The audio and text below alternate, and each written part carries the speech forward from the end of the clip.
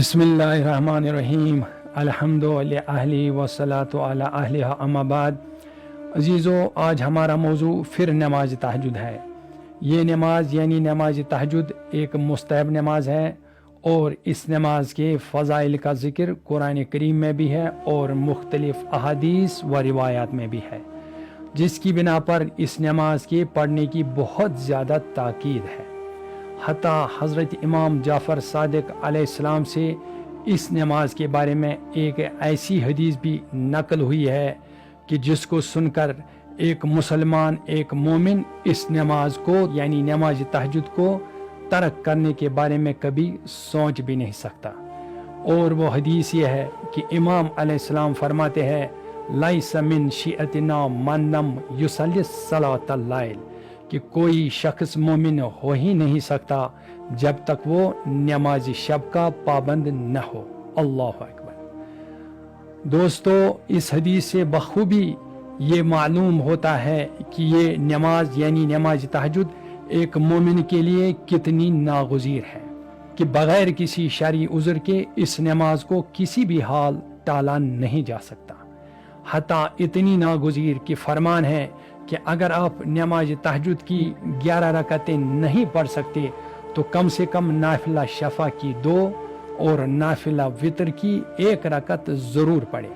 اس سے بھی آپ کو نماز تہجد کے پورے ثواب مل جائیں گے۔ اور اگر آپ یہ 3 رکعتیں بھی نہیں پڑھ سکتے تو کم سے کم اس وقت یعنی رات کے آخری حصے میں سحری کے قریب کچھ دیر کے لیے ہی صحیح خدا کی محبت میں، خدا کی معرفت میں اٹھ جایا کریں، کیونکہ یہ وقت ہی ایسا ہے، ایسا وقت کہ جس وقت پروردگار سمائی دنیا پر اپنی تجلیات نورانی کے ساتھ جلوہ افروز ہوتے ہیں۔ سبحان اللہ۔ اور اس وقت پروردگار کی بارگاہ میں قیام کرنا، راز و نیاز کرنا، ذکر و اذکار کرنا، اپنے گناہوں پر نادم اور پشیمان ہونا، آہو بکا کرنا، اپنے گناہوں کی معافی طلب کرنا، اور اپنے معبود برحق کے ساتھ خلوت میں عشق و محبت کا اظہار کرنا، یہ سب کچھ پروردگار کی بارگاہ میں یقیناً دیکھا اور سنا جاتا ہے،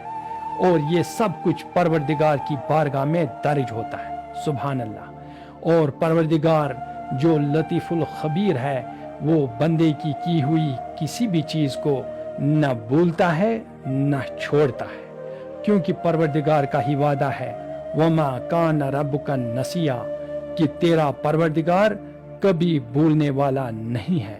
سبحان اللہ۔ یعنی یہ جو آپ پروردگار کی بارگاہ میں کم قلیل یا زیادہ قیام کرتے ہیں، پروردگار جو قدر شناس ہے، وہ آپ کی ہر کوشش کو باریک بینی سے دیکھتا ہے، اور وہ آپ کی کسی بھی کوشش کو رائیگان نہیں جانے دے گا، بلکہ حتماً اس کے لیے اجر عظیم عطا فرمائے گا۔ پس پروردگار اپنے بندوں کو ندا دیتا ہے کہ ہے کوئی جو مجھ سے سوال کرے، کہ ہے کوئی جو اپنے گناہوں پر نادم، پشیمان اور توبہ کرنے والا ہو، کہ ہے کوئی جو بخشش مانگنے والا ہو، کہ ہے کوئی جو اب تک خواب غفلت میں پڑا ہوا ہو۔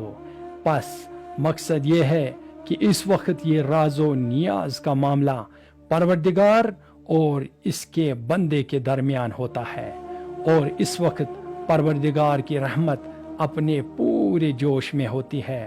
پس پروردگار اپنے اس بندے کو وہ سب کچھ عطا کرتا ہے جس کی اس کے بندے کو طلب ہوتی ہے۔ سبحان اللہ۔ پس عزیزو، کون ایسا مسلمان، کون ایسا مومن ہوگا جو اس سنہری موقع کو گہری نیند میں رائیگان کر کے عنایات پروردگار سے دور رہے گا؟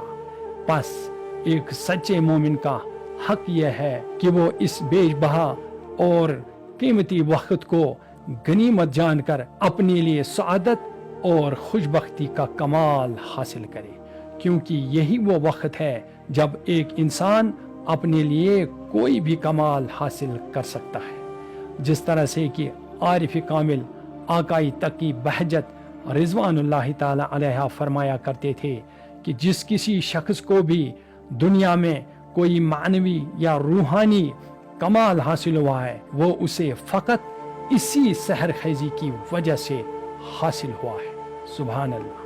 بس شرط یہ ہے کہ ایک انسان خدا کی بارگاہ میں سائل بن کر رات کے آخری پہر میں خدا کی معرفت میں خدا کے لیے قیام کرے، کیونکہ وہی وہ واحد ذات ہے جو بخشنے والی اور عطا کرنے والی ہے، اور وہی تو ہے جس کی رحمت کے دروازے ہر سائل کے لیے ہر وقت کھلے رہتے ہیں، چاہے کہ ایک بندہ پروردگار کی بارگاہ میں کتنا ہی گیا گزرا کیوں نہ ہو، کتنا ہی نا امید اور گنہگار کیوں نہ ہو، بس پروردگار اپنے بندے سے فرماتا ہے لا تقنطوا من رحمت اللہ ان اللہ یغفر الذنوب جميعا انہ هو الغفور الرحیم، کہ اے بندے خدا کی رحمت سے نا امید نہ ہونا، خدا تمام گناہوں کو معاف کرنے والا ہے اور وہ بہت زیادہ بخشنے والا اور مہربان ہے۔ وآخر دعوانا ان الحمد للہ رب العالمین۔